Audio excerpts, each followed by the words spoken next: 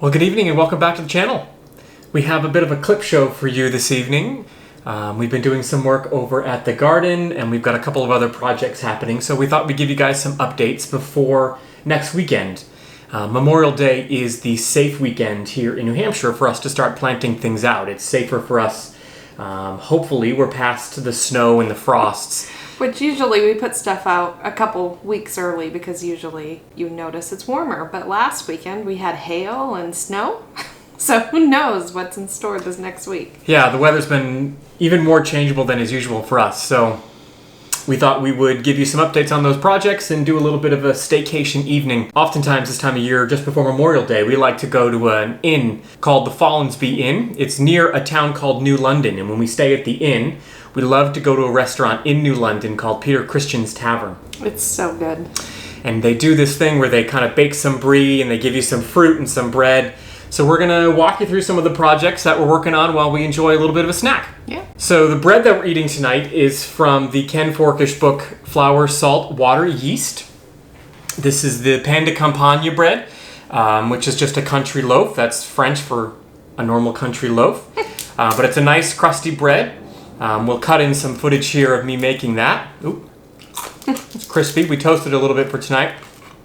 It's delicious with the bread.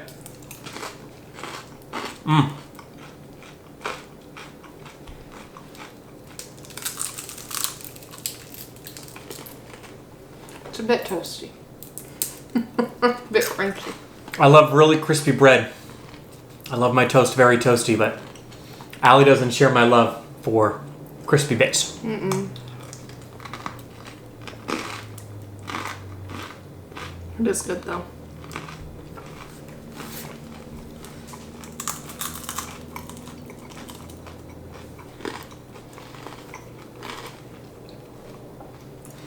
I made this bread a few weeks ago, and we certainly enjoyed some of the bread when it was fresh, but I took half a loaf and I put it in the freezer. And so we took that loaf out a couple of hours ago so that it had time to defrost, and then I sliced it pretty thick and put it in the toaster. Once the bread defrosts, the texture, the flavor stays perfectly consistent to the fresh bread. It works out really well. So it's best if I get some of it in the freezer lest I eat all of it basically immediately. So it's delicious now, for sure. And at Peter Christian's, this is what they do exactly. They put the brie in there with an entire head of garlic, and it makes the cheese just take on a great garlicky flavor. We put a big wedge of cheese in here, but the dish was probably too big, and there's plenty of cheese for us. We're enjoying this cheese for sure, but they do it in a smaller container so you can do a little bit more dipping. Still tastes good. Yeah. So as we said earlier, Memorial Day is next week. We as a family decided that we would also get some chickens and some ducks, and also, do the big garden. And so this weekend, we're not only planting everything and putting the fencing in and doing that big project, we've also added on building a coop. So it's going to be a busy weekend. We have a few meals planned there, so we can enjoy it as well. It's not just going to be working flat out the whole time. It will be a lot of hard work, but it will also be fun, and we'll do a cookout. Yeah, my dad is doing the bulk of the work for the chicken coop right now. He had all the wood cut, and he's been assembling it. One of my sisters is going over to help him kind of get it in place, so potentially by the time the weekend comes, it'll be mostly done. And then he gets his chickens pretty soon, so that'll be nice to start getting some fresh eggs. Yeah, and I'm excited to have ducks. Those are going to be so much fun. I've always wanted a duck. I had a duck stuffed animal when I was little. We called it Percy. Percy the duck. Percy the duck, and I've always wanted one. Not that I'll name one Percy, but we have some cute names floating around. Allie's found some interesting names for these ducks that... Quacky Chan. I'm not sure everybody's on board with the names, but she seems quite pleased with herself. James Pond. We'll see what they end up being. But they will have names. So we have a couple of trays of seeds started here. Our spaghetti squash did incredibly well, and our acorn squash never germinated. We have a number of other seeds that did come up well, and Allie started another batch of seeds last weekend as well, so we can try to keep the succession planting going and ensure that we have vegetables and things throughout the season, not just all at one time, which is great. So a number of those items will get planted out next week. Certainly the spaghetti squash will. They're already 8 or 9 inches long. They're starting to get pretty viney, so those need to go in the ground pretty quick. Yeah. Right now I'm working on the succession schedule because each one is mostly 2 weeks, but some of them are 7 days and then some are 20 days. So one of the things we did a few weeks ago is we planted 2 apple trees and 2 more pear trees. I really love Honeycrisp apples. That's what these are. I think they're a delicious apple, so we planted one of those, and a really traditional apple for this area is the Macintosh apple. So we planted a Macintosh apple tree, and then a couple of pear trees. My mom's a big fan of pears, so she found a couple of pear trees. That sounded pretty interesting, so we planted those as well. We dug the holes, put the trees in. For the most part, they seem to be doing pretty well. They're all like popping out. I'm very excited. One of the trees, it's got some black on the leaves. We're not really sure what that means, but if we get 3 out of the 4 trees we planted to do really well, we have to replant one next year. It's not the end of the world. My beautiful tree, apple tree maybe, has little black bits all where the leaves are popping out. And if you zoom in here, looks like the bug of some sort is eating through the leaves. So we're gonna have to do some research to see what's bothering our tree here, see if we can bring it back to life. So we'll keep an eye on that tree that's having some trouble, and if we can rescue it, we certainly will. We also planted some trees a few years ago. Some of them are doing very well and are flowering, and hopefully we'll get some fruit. That would be cool. That's the good stuff. That is the good stuff.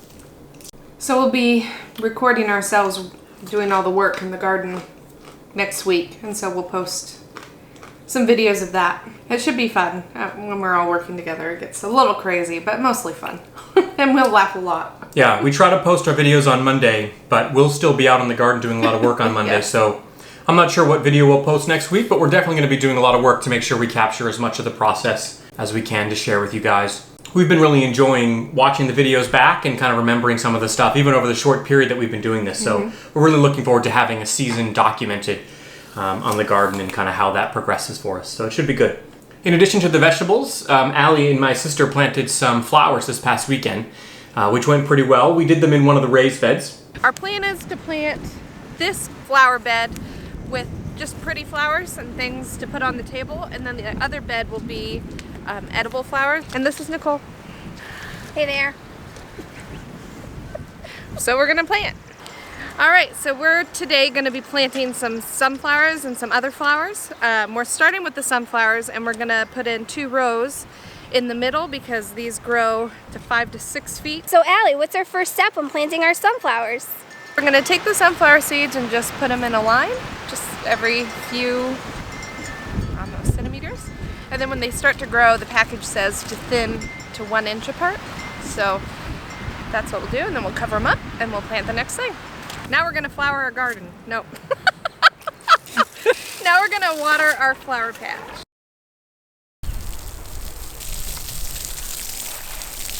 So these are our chives. We planted them, I think, 3 years ago, and they're doing quite well. My favorite thing is to smell them just because they smell so good. It's so oniony. It's just so good, and it tastes good.